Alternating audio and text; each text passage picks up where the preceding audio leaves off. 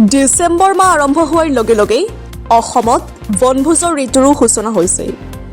অসম অৰুণাচল প্ৰদেশ ভূটানৰ ত্ৰিবেণী সংগমস্থলী হিচাপে পৰিচিত ভৈৰৱকুণ্ড বনভোজস্থলীত এই দিনকেইটাত বিভিন্ন প্ৰান্তৰ পৰা বনভোজকাৰীৰ ব্যাপক সমাগম পৰিলক্ষিত হৈছে।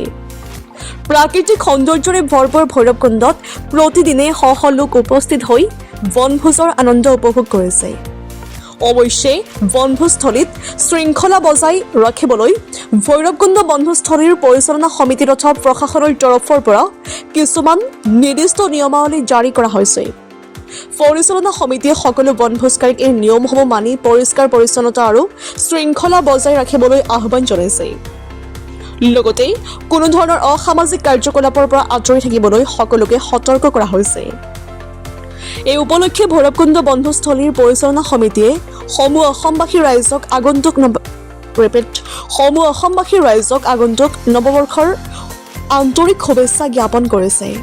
নমস্কাৰ সকলোকে এই নিউজৰ যোগেদি মই সবকে ধন্যবাদ জনাইছোঁ আৰু ৱেলকামো কৰিছোঁ। যিটো আমাৰ ভৈৰৱকুণ্ড পিকনিক স্পট এইটো বৰ্তমান চলি আছে আৰু লগতে আমাৰ ইয়াতে ৰুলছ এণ্ড ৰেগুলেশ্যন আছে। বহুত ৰুলছ এণ্ড ৰেগুলেশ্যন 11টা ৰুলছ এণ্ড ৰেগুলেশ্যন আছে, যিটো আমাৰ এইটো এৰিয়াটো ভৈৰৱকুণ্ড ৰিজাৰ্ভ ফৰেষ্ট এৰিয়া পৰে আৰু তাতে ৰুলছ এণ্ড ৰেগুলেশ্যন মানিখিনি চলোৱাটো ভাল হয়।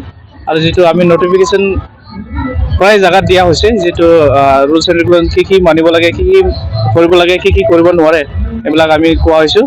আৰু লগতে বেছিভাগ মষ্ট ইম্পৰ্টেণ্টলি আমি ডিজি স্পীকাৰ যিটো ডাঙৰটো আমি এলাউ কৰা নাই, সৰু সুৰা বক্সবিলাক বাজাই আছে, ইমানখিনি ডাঙৰটো আমি ডিজি স্পীকাৰটো এলাউ কৰা নাই, যিটো নইজ পলিউশ্যন হয়। এই খায়ত মাত্ৰ নহয়, ইয়াৰ পৰা খাইখিনি গুচি যোৱাৰ টাইমতো ৰাস্তাটো মানে গাঁওবিলাকে শান্তি নাপায়। সেইকাৰণে মানে নইজ পলিউশ্যনটো আমি টোটেল আমি বন্ধ কৰিব বিচাৰিছোঁ। আৰু লগতে ইয়াতে যিটো ৰিজাৰ্ভ ফৰেষ্ট এৰিয়া ভিতৰত জীৱ জন্তু থাকে, আউট টাইমটো হ'ল আমাৰ 4:30, 4:30 আমি আউট টাইমটো দিয়া হৈছে, যিটো কেতিয়াবা মাজে মাজে জংঘলৰ হাতীবিলাক ওলাই আহে আৰু নটিচটো আমি দিয়া হৈছে অলৰেডি।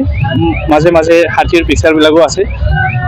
আৰু মই অনুৰোধ কৰিছোঁ, যোনে পিকনিক খাব আহে চবে যেন ৰুলছ এণ্ড ৰেগুলেশ্যন মানি চলায় আৰু ভালে ভালে যেন খাইখিনি যাওঁ, এইটো মই অনুৰোধ কৰা হৈছোঁ।